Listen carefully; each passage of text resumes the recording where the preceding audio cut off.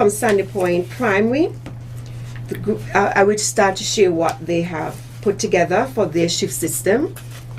Grades 3 and 4 will take the morning shift, which means they will come in for 8 a.m. to begin the screening process. And let me say here that for this new academic year, the schools will start at 8 o'clock to 4 o'clock. Let me say why. And we have put the rationale in place for that. That is the schools on the shift system only? No. No, All schools? All schools. That's important to emphasize. All schools would be on 8 to 4, yes, in terms of this, the duration of time That's a school day from now on, yeah. Very much so. And the reason for that, Mr. Blake, is the fact that we have to have the screening process, and it will take some time. This is where we have to take the temperature of each child, and in some respect, there are some questions that we have to ask before taking the temperature of the children of each child.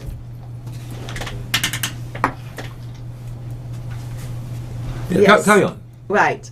So the temperature would be taken using an infrared thermometer. And we are saying to the persons who will be taking the temperature that for now the temperature would be taken not from the forehead but from the wrist. We have learned that too much of the infrared thermometer going to the head is not good for health wise. Yeah. So radiation. Right. So it's going from the wrist, and I think we have spoken to this many times, but if I could reiterate that the temperature should be within the range of 96, 97 there. If it start going up very high, like over 90, 99 to 100, that individual, whether it's a staff member or a student, would be asked to wait in an isolated area just to cool down, because we do not know if in the event the person was walking in the sun or in a hot vehicle and absorbed that temperature and running, trying to get there on time. I know that. So it is important that we give them that latitude to wait until the temperature may have adjusted. And the parents need to know that a difference of 1 degree can be critical. Very much 1 so. degree can make a difference in terms of temperature. Yes, and we are asking if parents they're so positioned to check the temperatures before they leave at home. That would be, so helpful. But we know that in many cases it may not happen. But if that is so possible, you can parents can do that. I know we have some very, very supportive parents. Absolutely. And another thing that we could be asking of them to is put they can also have their own individual hand sanitizers. Those are the ones I have in my bag that they can have put in their bags. One of the things that we will have to realize for this time, in this academic year, as part of the students' outfit, is the mask, very important. The mask, a little hand sanitizer if they can do that, and also making sure that they are ready with these things. Maybe their own snacks, because when the primary school child gets to school, they will not be allowed out to buy the snacks there. And also we are saying lunch doesn't have to be a big roll. It can be just something, a sandwich until they get home. But there are some parents who would say that not my child, they're accustomed to a hot meal. The school meals will be hot and they are nutritious. That's right. All right. So I can vouch for that. Yes. Well, me too. I had my share. So we have to encourage them. But if not so, you can pack their lunches, and when they get home, they can engage it even more if they have to. But for this school year, a lot of changes, but we can adapt as human beings. Okay, for those who are going to be exempt, according to the NEOC, there are numbers, and the HEOC, there are numbers conditions which warrant exemption from wearing the mask. Those students would have to provide the relevant proof, like if they're asthmatic, if they have problems generally with respiration. How does the school recognize the veracity of those claims? well, the schools have to be informed that these children have these conditions, but they are not exempt. Actually, yesterday we had a meeting with the task force, and Dr. Laws was very clear on this. In fact, the children with asthma and those other underlying conditions are the one that need the mask most, especially these masks. Okay. The surgical mask. Right. Yes, they can't Let's keep see yours. it. Your mask? Yeah. No, I want to show the difference. That Yeah, these this are the is masks that surgical are one, recommended and as those opposed are to the these. fabric ones. Right. And it's recommended that these Are for the better ones persons with underlying conditions. as opposed to these. Right. Right. So those of you who are looking on, these are good, but not as good as these for the purposes of those who are asthmatic and so on. Yes. Yeah. So Thank you. what they're saying, what the task force is saying, what Dr. Laws is saying, the medical practitioners, they're saying that they don't expect them to keep them on like this throughout the entire day. Right. But they'll have to occasionally remove them to the side or pull them down, so that they can get their breathing regulated. Okay. And it's supposed to be done under the supervision of an adult. I see. Adult mean either teacher or parent. Right. So that is encouraged. In fact, right now we are saying that under 12 years, there are some easing of the restrictions. It's a must for 12 years and older. So all high school students will be required. Right. The key age groups that must have this will be the high schoolers and those that are under 5 and under. 5 and under. No. Yeah, Five and under would not be wearing, but from grade 1, which grade 6 to 11 will wear. Right. That's what we're told yesterday. Okay. So there is still, that information that we need to put out there. So the age is 6 to 11, which would be grade 1 To 6. to 6. Yes, they would They would wear. Be required to wear a mask. they're required, yes. Okay. And for the Yes. occasional 6-year-old who is still in kindergarten, Right. he still has to wear a mask. Yeah. So Yes. it's age more than It's grade age more than grade. Okay. Right. But under the supervision of of the teacher. the of course. teacher or Yeah. the parent. Yes. In terms of mass, I think that's the point that I captured from the meeting yesterday. So, ladies and gentlemen, listening, parents in particular and guardians, please understand this clearly that as of this next week, wearing a mask for high schoolers is just as mandatory as their proper shoe, sock, bottom piece, top piece. It is simply part of the uniform going forward. Right. Part of the new paradigm. But Dr. Isaac, you hadn't completed the explanation of the shift system. Very much So it so. starts at 8. Right. Well, I was more or less seeking to get the various schools and their Right. You shift started with system. Sandy Point Primary. Yes. So I started with Sandy Point Primary. So grades 3 and 4 will take the morning shift, which means they will come in for 8 a.m. to begin the screening process, and then the session will be commenced at 8:25. But we are actually impressing on parents to get them there on time because the screening process is very important. However, when they get there, even though it's early, we're saying that once they've been screened, they would not be playing around. They have to go straight to their rooms because knowing the reason for this is to have what we call the tracking or Tracing. right, Contact tracing. contact tracing, Right. so that we know in the event of something happening, contracting, God Right, we know who to. very right. Right. So they amongst their peers as much as possible. So these students at the Sandy Point Primary will receive lunch, if desired, at 12:15. Those on the morning shift. Right. Grades 5 and 6 will come in at 12:45. Those who are desirous of eating lunch, they'll be given their lunch by 12:45 to 12:50. So you see that's a short span there. Sessions will begin at 1 p.m. and school will dismiss at 3:55, but there is a session there from 3:25 to 4 where we call the wrap up, where we'll start cleaning up, sanitizing, and making sure things are And that's a ready. daily occurrence. Very much so. You didn't speak of grades 1 and 2.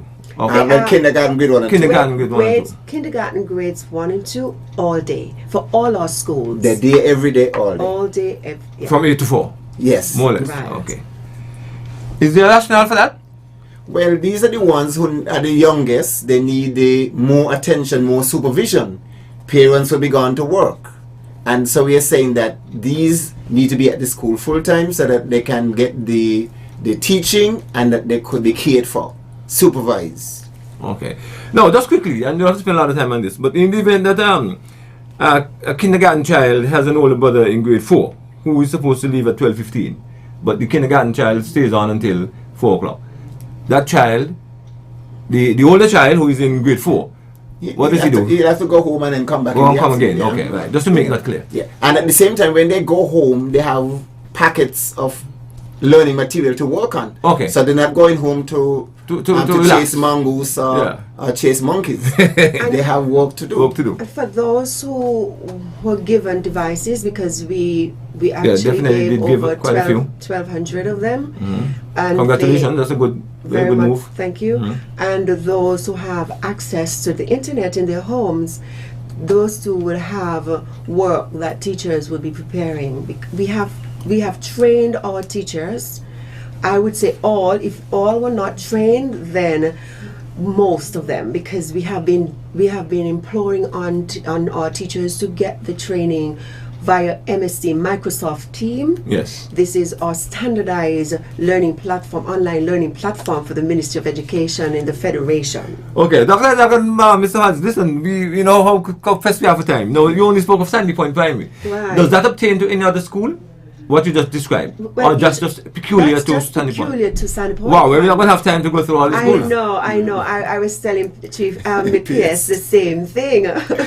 That but basically, what we want to know, we have actually had principals engaging parents, so they are aware, and I know they have WhatsApp chats with the parents, and they interact and communicate with them. You know? But clearly, it is safe to say that all parents should ensure that their students are at school by 8 o'clock, Right. irrespective of which school it is. Yes. Very And much. they're obtained at both primary and secondary. Secondary. So get your children out early, teachers, parents, for 8 o'clock on Wednesday. Thank you. Yeah, and call the school, call the parents. Call the school. They call the principals Okay. and the schools if they need this information. Very well. Because on my way here, I was stopped by a guardian, a godmother, Right. who says, well, they're not sure as to when the children. Right. Well, no, that was not the issue. The issue was that one is coming on the morning shift and one is coming on the afternoon shift. So they wanted to know how they were going to deal with that in terms of dropping off and pick up. I must say though, it's all a fluid situation, Yes. and it's a big, massive change. Yeah. And as humans, we do not really embrace change readily. But in time, as I always state, we will adapt. We have that wisdom. We have that way of just working it out. And it will be a bit challenging at first, because when I as a teacher, I had to go to work for 8 or 25, but I used to be in charge of a jump start breakfast that I decided that I would do at the school, would implement at the school, and I had to get there to make breakfast. I had to make there to make bush tea or whatever tea and so forth. And what I'm saying, when I came into the ministry now, I was told 8 o'clock. And so you have to fight. You have to make sure. So it's like a bit less sleep now. Iron your things in the night. A lot of different changes. Let me make we this have appeal make. to the let me advise the parents listening, and the general public. We have had universal secondary education in St. Kitts since 1966-1967, and by the way, we are proud of that. We were the second island in the entire Caribbean after Barbados to do so, although of course we were one of the smallest. And for 53 unbroken years, we have had a particular type of system, a particular type of operation. Ladies and gentlemen, this is the first time in the history of universal secondary education that we're having to change. So please, do not expect everything to run perfectly for the first couple of days. Maybe even for the first couple of weeks. This is a new thing we are experimenting with by virtue of the COVID pandemic, please work along with the schools, work along with the teachers, work along with the principals, work along with the Ministry of Education. This is a new thing. Do not expect perfection. Do not start complaining when something does not work the way you expect it to. It is the first time in 53 years that we have to engage in this type of behavior, so it's going to create some challenges. I just want to make that appeal and advise the public not to expect a totally smooth transition into this new paradigm. Carry on. Thank you, Mr. Blake, for that. Thank you. Right, we needed that confirmation and affirmation as well. Yes. Okay, in terms of Cotton Thomas, I think if we don't get the others, we need to get this on. Right, because, yes.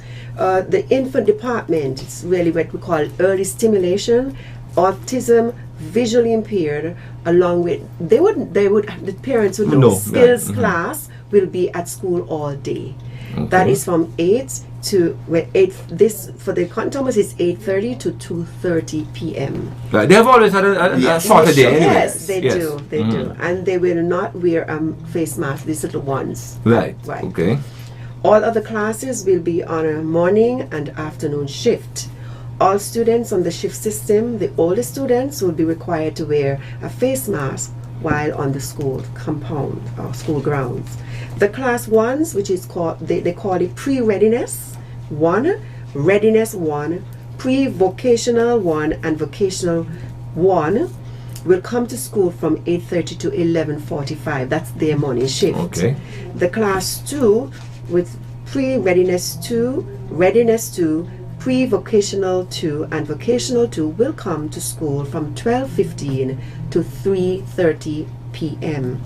School meals will be in place for both the morning and afternoon shifts.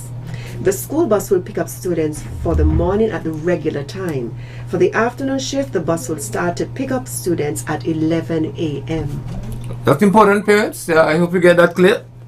Pick-up time is at 11 a.m. for the afternoon shift. Yeah, we're actually working on getting a second bus assigned to the Cotton Thomas, because the bus actually makes a trip around the entire island. So one bus is not going to cut it. Right. So that's a new thing that is going to happen to Cotton Thomas. They're going to have a second bus to pick up the afternoon students. And if I can chime in here with the bus system for even the public school, for the general school, regular school, they are asked to get their those who use the bus.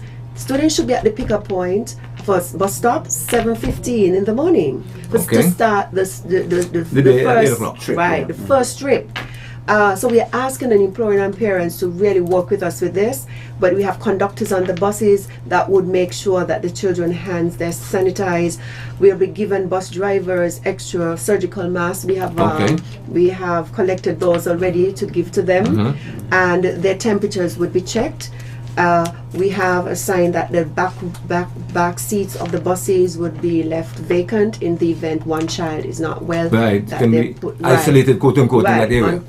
And so forth. So these are things that we are seeking to really put in place, because we are realizing, we are praying that COVID will go, but in the meantime we have to work around and just seek to keep our children as safe as possible. Absolutely. So we're also asking parents to register their children to drive on the school bus. So a form was prepared, and those are being sent out via the secondary schools. Okay. I saw it being distributed at Child's Email Secondary School. So the parents would fill out this. So we are able to say XYZ children would be riding on the first trip, the second trip, and so on. Very good. And the bus drivers will have a list of those as well. Yeah. Now, could you tell us quickly whether the shift system for the high schools is similar? No. Yeah.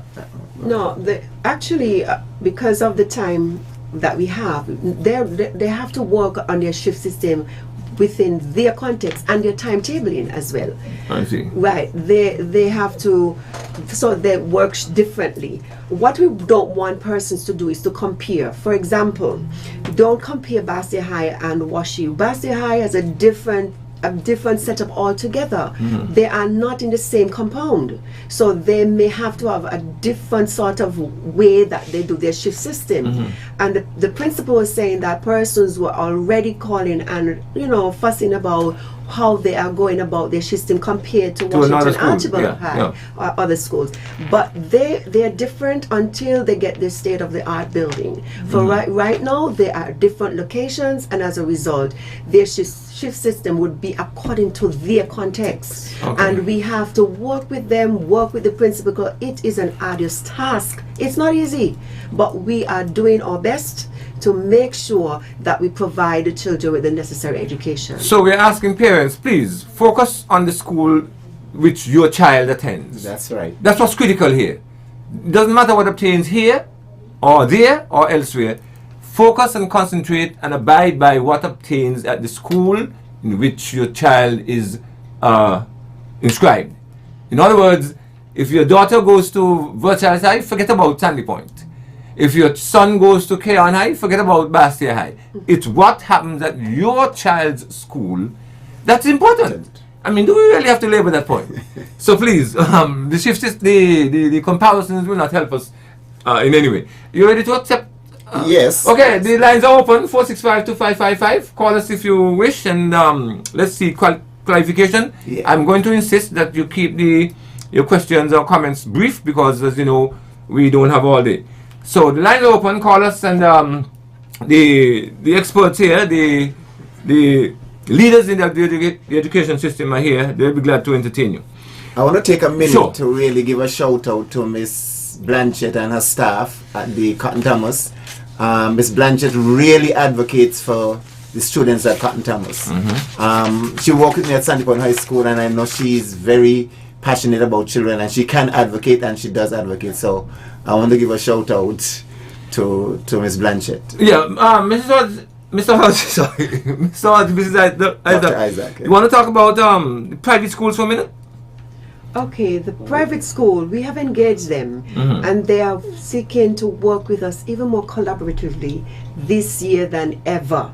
They have submitted their proposal. They have asked us for our internal task force to come on to their premises to make sure that they are compliant and ready for the school year. They have shared with us their health protocols. Yes. And we have engaged them. They are seeking more assistance from us. And I imagine. Yes, and we are seeking to help them as much as we can. But we have been really engaging our private schools at this point. Okay, Mr. Hart, I'm going to ask you a question which might be controversial, but you don't have to take a lot of time. You don't have to answer if you wish. But we're hearing that in light of the extended times, that some teachers are opposed to it and they intend not to participate, that they intend to resist. To what extent is that true? Well, I mean, people have been asking me. Some persons don't seem to know that I have exited, to some extent, the formal education system in terms of being a part of the administration for some time. So they've been asking me. Well, like you, I'm hearing that as well. We don't have any formal requests before us, but I am sure that our teachers would appreciate that this is a give and take situation.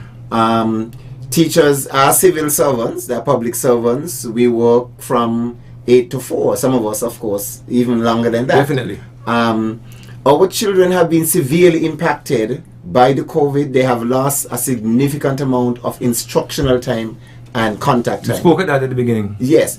And so... Okay, we have a caller, Mr. Hodge. Yeah, we'll take the call. Let's take the call, right. Hello, caller. Welcome to Frank and Candid. Good morning, Brother Blake. Good morning, sir. And good morning, Mr. Hodge.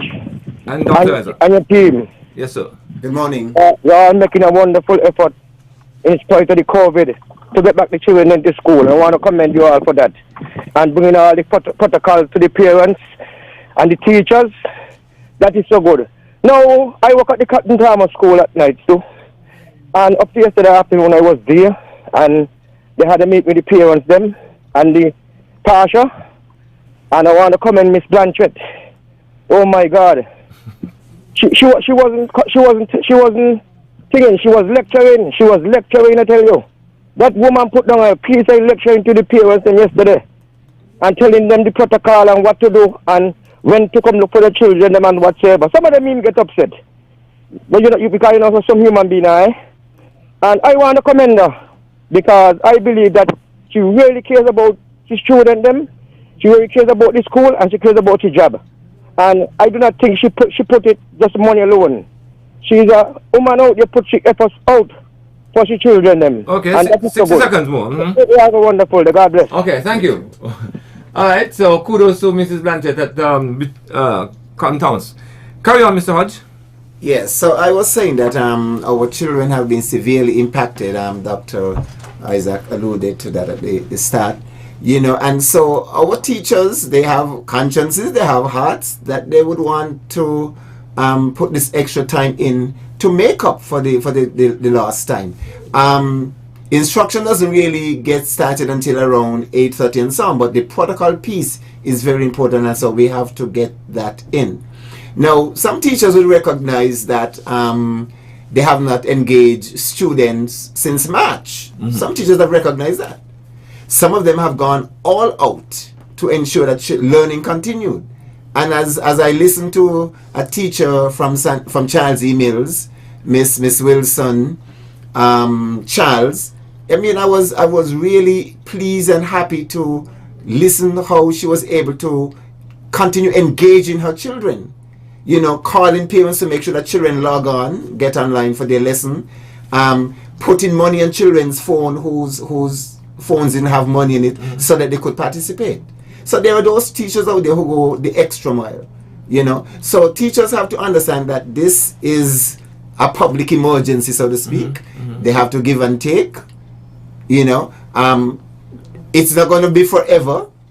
It's not going to be forever. I mean, the situation might change even before the academic year comes to an end. Right, even before the term who knows? Right. Okay, but we were hearing that, like I said, I think it's making the rounds to some extent, and so we just wanted some clarification. Well, we always have those. Yeah, let's hope they're the absolute minority. Right. I may interject here.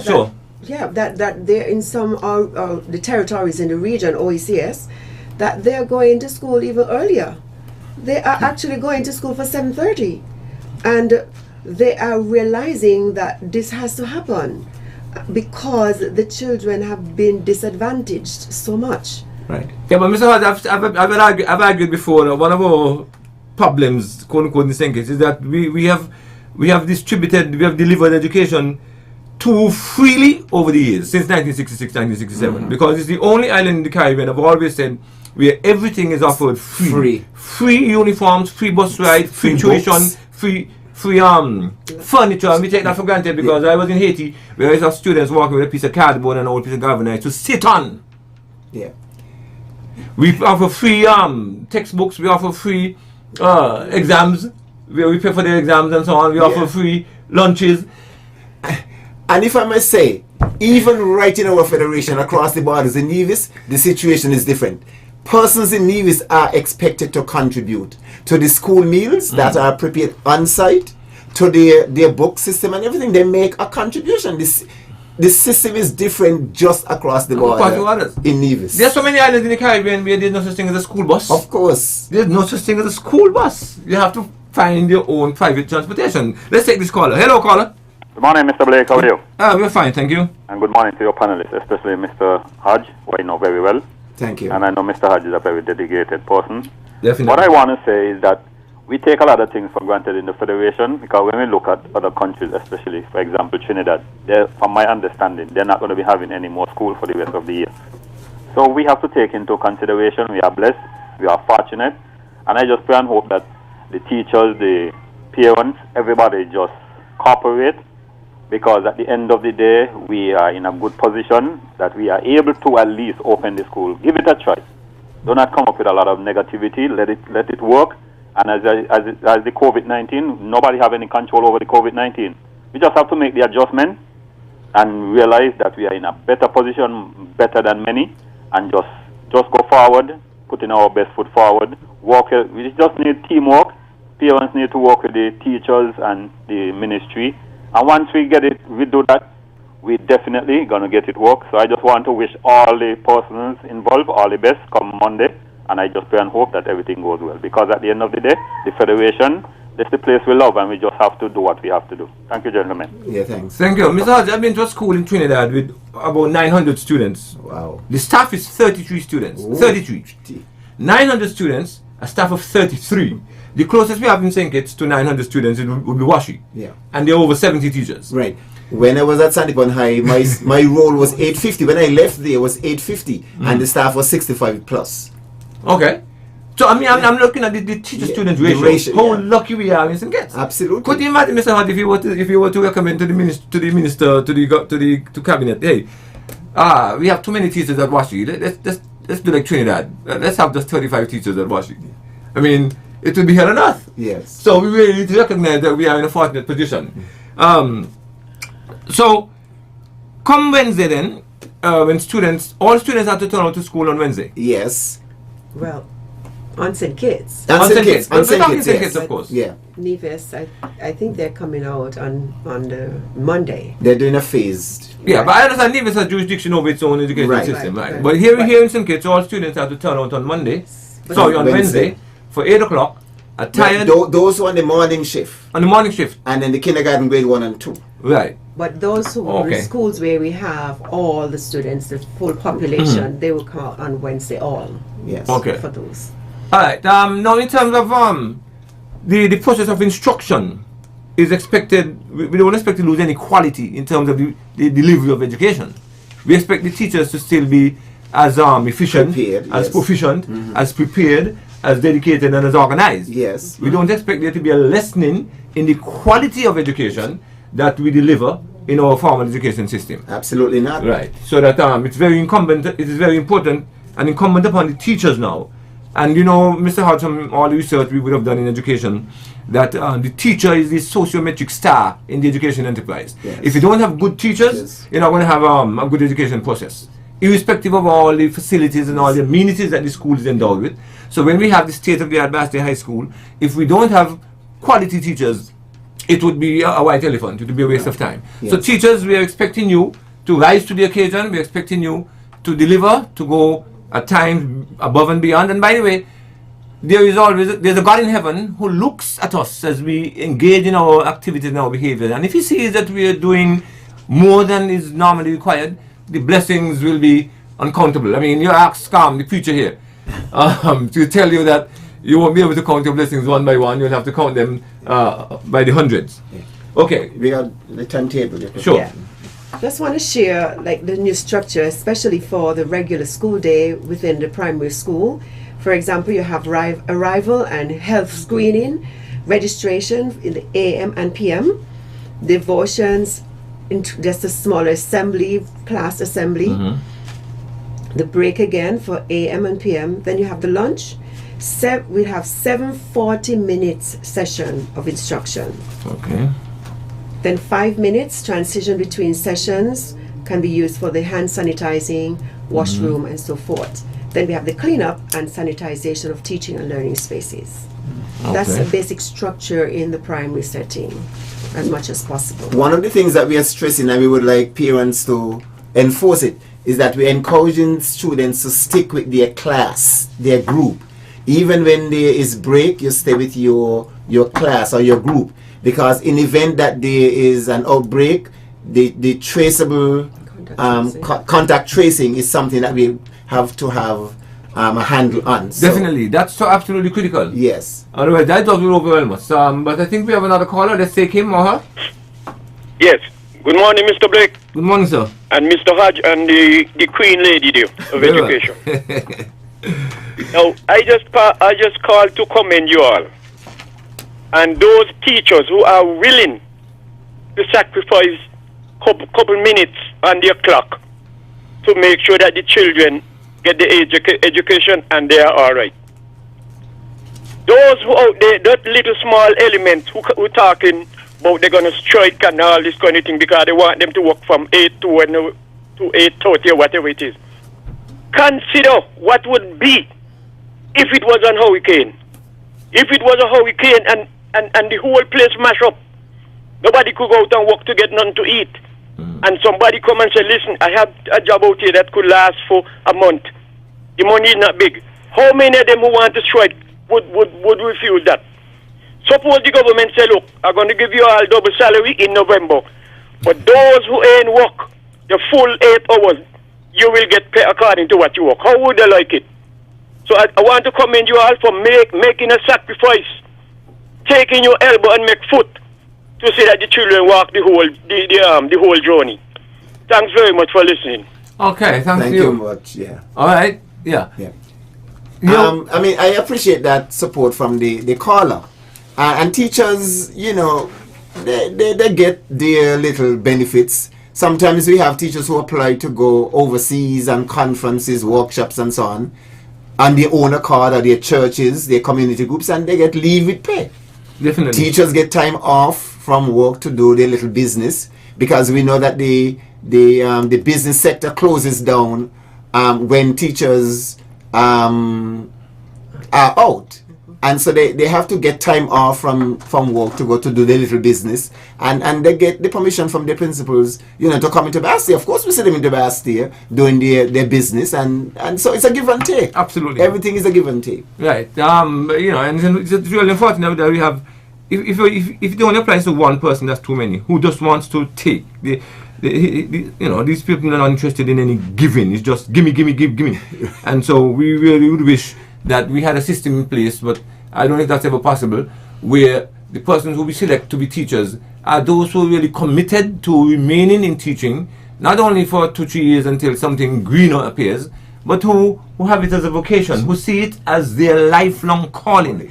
And as a result, they are willing to expend all the time, all the energy, all the resources. They're willing to go, as we like to say, beyond the call of duty in order to ensure that education succeeds. Because, ladies and gentlemen, as I mentioned earlier, for many students, I'm not even sure if it's correct to say for most, but definitely for many students, the school, even more so than the home, offers the only environment which is structured and organized and orderly in a child's life. Yes. Some children come from homes which are so dysfunctional and so encumbered and lacking such discipline that the school really is a welcome alternative. And this is why we have to support schools and education. Right. And children like structure. Children want structure. I proved that at Sandy Point High School, and that was my thing. Structure. You better believe it, and the school offers that. It's a pity that COVID has come in to upset our equilibrium and to dictate certain new behaviors. But hey, we can't do anything about it. We either do or die. Yes. So we really appreciate you guys being on top of the ball and on top of the game, as it were. Ministry of Education taking the lead and ensuring that that the proper mechanisms are put in place, because we have to live with COVID. And COVID is a bad man. COVID is not a fellow to play with. All right? When it started out, you know, the doctors, the nurses were identified as the people on the front line. Mm-hmm. Now, come next week, we are on the front line. Definitely. Teachers are on the front line. Yep. You know? And I must say here, though, that many of our teachers, and I want to make sure this is said, that many of our teachers, they really went beyond the call of duty during the lockdown time. Yes. They engaged children. Some did on Google Class. Even before we had this established platform, some engaged the student via the Google Classroom. Zoom. Some did Zoom. Some did everything. Some that we didn't hear about. Right. Everything they could, they really reached out to them, and they provided them with the support. Our guidance counselors, I must say, as a coordinator for those guidance counselors, they reached out. They called the parents. Some schools they even gave food stuff to disadvantaged families, and those who probably have lost jobs and so forth. So we want it to be said clearly that in spite of all, that there are teachers who really worked hard during the time that we had children were not in the brick and mortar setting, that they engaged them online, they called them via their phone, and they did keep in touch. Thank you very much, Dr. Isaac, and our Chief Education Officer, and that's a good note on which to end, because I want to give Mr. Hod the last word. And Mr. Hod, I want to thank you from my vantage point that you've done a great job in leading the Ministry of Education. I think that under your leadership, the education system, the education department has stood, and I believe that if it weren't for the quality of leadership that you brought, things might have been different in a negative way. So congratulations from me and my own humble personal way, and I want to wish you continued success and God's blessings. Last word to you before we have another 30 seconds. Thank you, Mr. Blake, and I want to commend you. Today I'm sitting here and I'm seeing the teacher in you. You know, the lifelong educator, commitment, dedication. So I want you to thank you for the continued support. Don't forget I'm a single man married to education. Yes, but you know, Dr. Isaac, I feel confident that our teachers are going to rise to the occasion. I feel so too. You know, in spite of what we're hearing, I still think that teachers are going to come out and they're going to really give of their best. Because we have to realize that some of these teachers are parents as well. Right. And they, Yes. what they want for their children, they would also want to give back to Yes. other children as well. Yes. And of course, we have the concept of teachers operating in loco parentis, which means that even if they are not physically, biologically parents, they are in fact parenting children by virtue of being teachers, ipso facto. Yeah, so we want to encourage persons to listen to Win FM tomorrow because we have a longer period of time, and so Yes. Dr. Isaac will be able to give more on the shift system for those schools that we didn't touch today. Thank you very much. Well, I think you did quite a good job, and we want to thank you for being part of Frank and Candid today. I thoroughly enjoyed being with you. Anytime, anything with education, call me. I'm right there, ready and prepared to go. Thank you very much, ladies and gentlemen. Have a great weekend.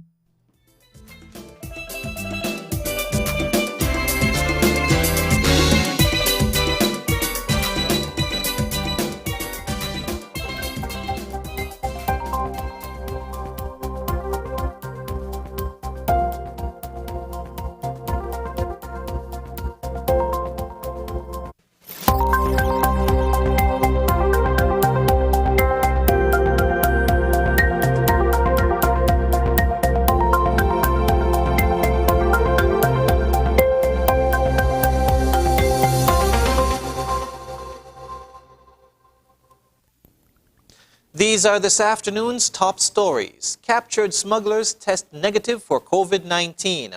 JLP returns to power following Jamaica's general elections. And President Trump backtracks on his suggestion that Americans should vote twice.